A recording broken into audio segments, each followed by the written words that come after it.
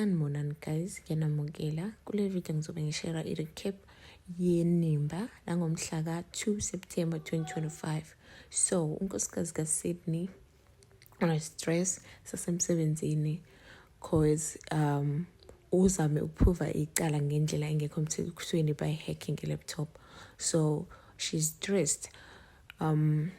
uSydney uyazama ukuba i-supportive husband, amtutuze, amtshela ukuthi konke kuzolunga. So he surprised ukuthi uthule sonke lesikhathi engamxoxeli ngale nto le, emxoxela because esesinkingeni. uZoleka uyaphupha, uphupha Lazarus efikile office lakhe bene-meeting. After i-meeting bakhuluma ngokuthi baconfessile ama-feelings abo izolo. So what is the next step? So they kiss. Then after that, likhali alamavuke ayugele afe ismali. Afe nje ubona ukuthi uchazekile leli phupha beyiphupha. So ekseni mesisevuka eqoqa amafazi, uqhawe uyambuza ukuthi how yazi ngibone ngathi khona into eyenzakalayo phakathi kwakho noMr Lazarus izolo ofisini. Athi uZoleka ayiba yikho into eyenzakalayo phakathi kwami noLazarus, and besides mina ngikwi-mediator nje angifuna ama-distractions. Athi uqhawe hayi ngiyakuzwa-ke kodwa nje if you must know kuthiwa sikomunye umhlaba beningeve nje nizofanelana noMr Lazarus nje nobabili nisebenza kanzima nje benizokwenza i-power couple. uZoleka nje ezenza umuntu ongazothi hayi akayizwa lento eshiwo uqhawe. Mayese sephumile uqhawe uyabona nje emoyizela ukuthi hawu shem.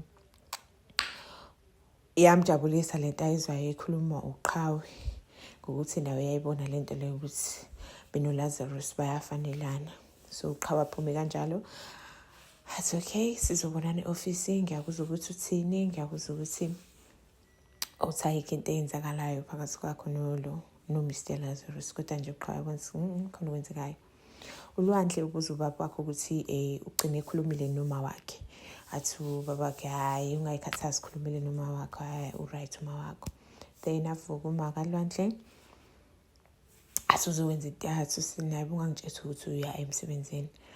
Athi hayibo kumele ngiye emsebenzini, kumele ngilwe. And futhi nje kumele ungiseke, nami ngakuseka ngesikhathi usesenkingeni, nami nganginawe. Amcela athi nje ngicela ungiseke kulokho engikona nami.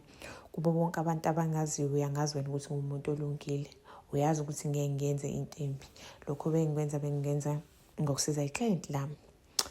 uHlathi uyaya emzini wakhe eCosmo, uhambisa isikhaftini esingeze thumeka ambonge for ukudla lokho abephathisa uThulani izolo. Lapho-ke kuyangajabulela nobaba wakhe, ambuza ukuthi uzohlala yini azodla nabo. Athi uthumeka hayi ubaba kujahile. Ungalo ungamqaki, athi nje uHlathi hayi kanti angijahile-ke. Makuthi nje awunankinga wena ukuthi ngihlale ngizohlala. Athi uthumeka hayi-ke uyange uyafuna uhlala suhlala-ke. Hayi ahlale kabi, I'm sorry lapha emzini wakhe eCosmo. Then kwi-meeting yaseCrucella Tech bekhuluma nge-Alluvia yase-America. So uSydney wenza i-presentation, and then uLwandle uqhawe benomawethu baloke bebona ama-vibes phakathi kwaLazarus benoZoleka ukuthi hayi bokho into eyenzakala. Aze umawethu asendele uqhawe i-text embuza ukuthi hayi uyayibona nawe lento engiyibonayo la. Bayabona nje baloku besimilelana, uyakhuluma lapha yawo. Sydney wenza presentation bona baloku bebukana nje. Naye sesukuma uZoleka nje uyafa usmile akaphili usmile, athole ngedeal nama-China apresente yona. Then after yona i-meeting iphele, uLazarus aphume kanye naye bexoxa bobabili emhalasela ukuthi sekhalasela ukuthi uthole the biggest clients. Bengazi ukuthi wena nje usebenza kanzima, unobuhlakani. So bahambe baye ofisini. Ayike iphupho la uZoleka ngathi liyafezeka, akamcela ukuthi ahlangane for dinner, wathi cha uzobe ehlangana nama-Chinese beqhubezela le deal le. KaMabandla uyabuya-ke umfana lo kaHlathi, uyafica uHlathi ugcwele indlu, uthi hayibona ufuna la, suka uphuma hamba. Ayamkhuze kuMawuthumeka athi ngeke ukwazi ukukhuluma nobabakho kanje wena.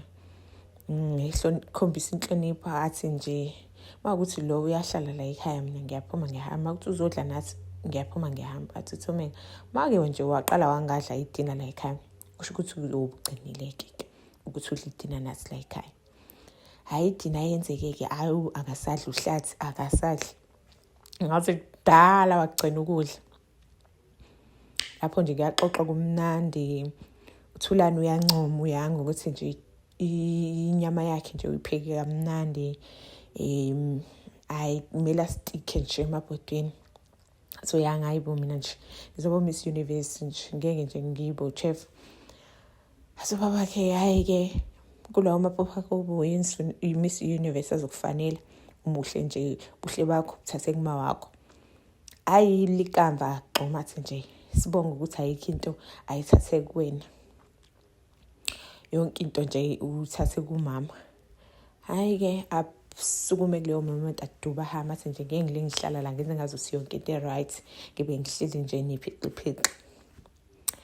Then-ke uzoleka after i-meeting yakhe nabase-China, uLazarus amlethele ukudla, amthengele kona for dinner. Then ngifeze iphupho lakhe. They talk about their feelings, they share case. Phela lapho episode. Please stay tuned for the next one. Don't forget to comment, like, share, and subscribe. See you on the next one. Bye.